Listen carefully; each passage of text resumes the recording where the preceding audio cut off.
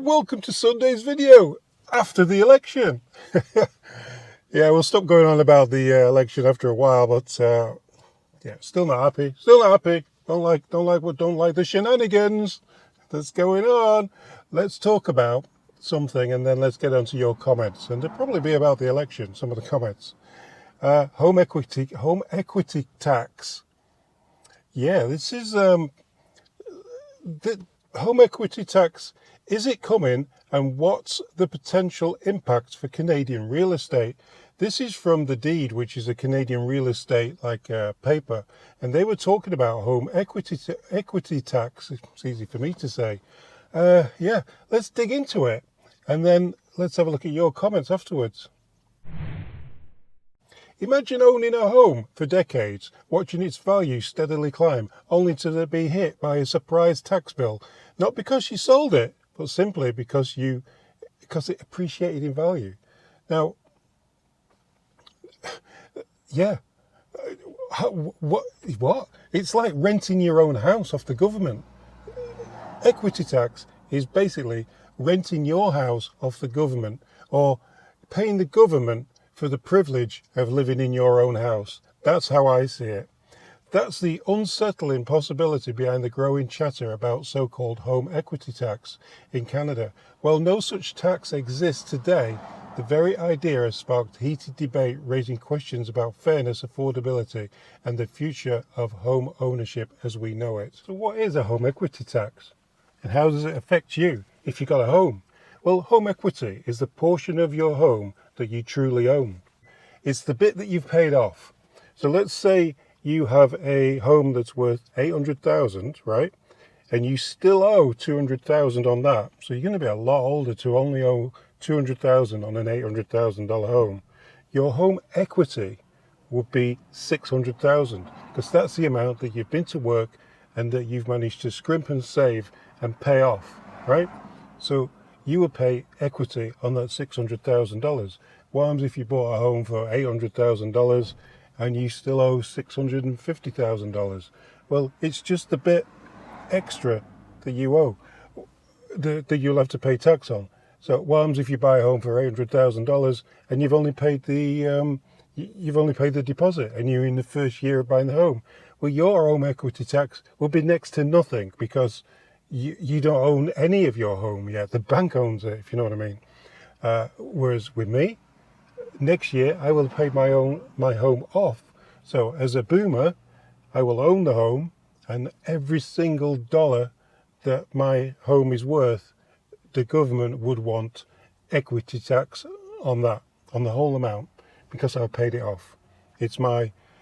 I've worked all my life to build a home, to build money behind me. I've got no pension, nothing like that, because I work private sector, not high-end jobs.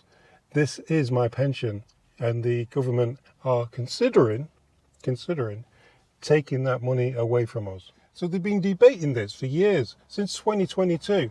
While no official announcements have been made by the federal government, proposals such as the one fueled by think tanks like Generation Squeeze, which advocate for general fairness, have been circulating around since 2022. So yeah, they've been discussing it, but it says in this article it will be a very, very toxic topic, a very, very toxic way to basically steal money off Canadians. What would you do if they suddenly decide to tax the privilege of you living in your own home? I think I'd probably sell mine and buy a much cheaper home. Maybe you can get another mortgage on it, because by next year I will have paid my home off, and all of my home will be subject to an equity tax, all of it, every single bit. That's why these boomers voting for Carney, like, have they even done any homework on what he's about? He is net zero, we already know that, but has he done homework on what this guy is about? So where does the home equity tax stand in 2025? Well, no legislation has been introduced for a home equity tax as of April 2025. It remains a theoretical policy discussion, mainly among economists and housing advocates. Politically, it's considered toxic and unlikely to forward given general public opposition, especially in high interest rate environment where homeowners are already stretched. So will they bring it in? That's the big question. Will we end up with a home equity tax? I purely hope not. What would you do? What's the best thing to do if it comes in? I would say sell everything. Sell the house, sell everything, remortgage it for every penny that you've got, and then live in it and probably pay the mortgage with the money in the bank. I'm no financial advisor, but I have no idea. I definitely do not want to be paying money to my this government that I didn't want. My friend, his father died a few years ago, and they sold their house, and it was a few years ago. So you're looking at 500,000-600,000 for the house, right? They had to pay the Trudeau Liberal government because it was a second home, and well, they would class it as an investment home and like a hand-me-down home type of thing. Over $100,000 they had to give to the government. Yeah, that is crazy, absolutely crazy. I'm not doing that. That money goes with that money goes with me. I'm getting buried with my deeds. Can't even fathom giving that amount of money to this government who would just spend it on solar panels. Anyway, let's get on with your comments. Just before we get on with the comments, a couple of things. One is I did a survey. Yeah, like a survey. A poll. I did a poll. You know those polls that are so spot on. I did a spot on poll. We had nearly 3,000 votes. And yes, 97% of you said, let's keep Pierre Poilievre as the official opposition and leader of the Conservative Party. I'm glad you said that. That is something I am 100% for, because this guy pushed the Conservatives further than ever before. Just before we get on with the comments again, I was wondering if anybody else has had hip trouble, because I'm having a lot of trouble with my hip. Trouble walking. Mobility is, it's not my best thing at the moment. And you know what? Having a bit of a dicky heart, walking supposed to be, well, it is pretty good for me, and I like to walk. And yeah, I'm having trouble with my hip. Anyone else have any trouble with that, and can give me any tips on to stop the immense pain when I just walk down the street? Be glad of that in the comments, please. Anyway, make it make sense. Unbelievable. What the actual FK just happened to Canada? Yeah, wow, really? Yeah, the election. You had your say. There was 600 plus comments, but guys, yeah, at the end of the day, people are saying, "Oh, it's fake. It's been manipulated." Yeah, it has been manipulated, because the Greens, they pulled out 100 people, and NDP crashed, and yeah, there were some things. Poilievre was up against not only Carney. He was up against Trump, he was up against CBC, he was up against any mainstream media, he was up against absolutely everything. And he still got a great big following. Rob said, "My comments about Carney being installed by the globalists are immediately removed on all platforms. Go figure.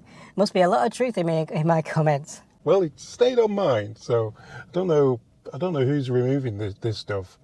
Colin said, "He was installed." He was installed into the Liberal leadership, right? And I think that one of the biggest things that people aren't really emphasising a lot on is the fact that the Greens pulled 100 people from from running. 100. Like, that's a lot of votes. A lot of votes. Sunny Patel. Hi, Sunny. Said, "I don't think this minority Liberal government will last too long." I don't think it will either. 18 months? What do you think? Leaves a comment. How long do you think? 18 months? 2 years? And it starts all looking a little bit iffy? Philip said, We here in Alberta and Saskatchewan have had enough. Separation is definitely going ahead, and we meet on Saturday, May the 3rd, at the government legislation in Edmonton at 1 p.m. Canada is done, and Liberal voters are to blame.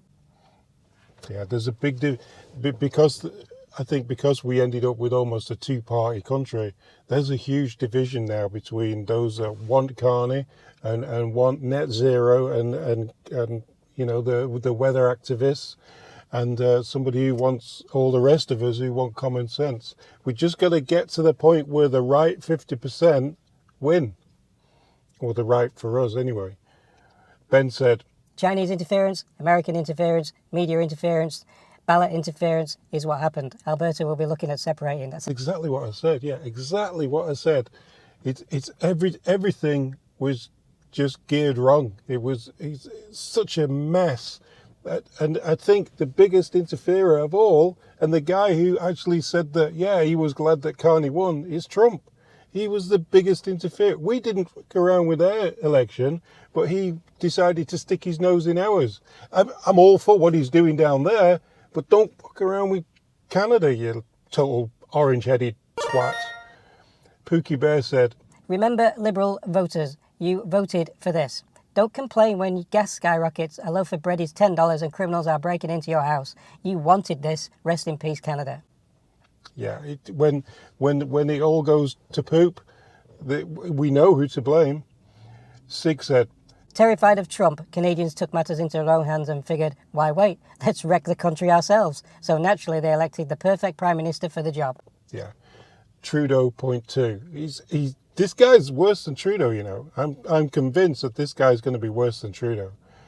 Marilyn said, Trump got his wish endorsing Carney. Sickening. Exactly. This is exactly what Trump wanted. Yet the dumbass Liberals just didn't see it. They can't see past the CBC News. That's it. They can't see past that.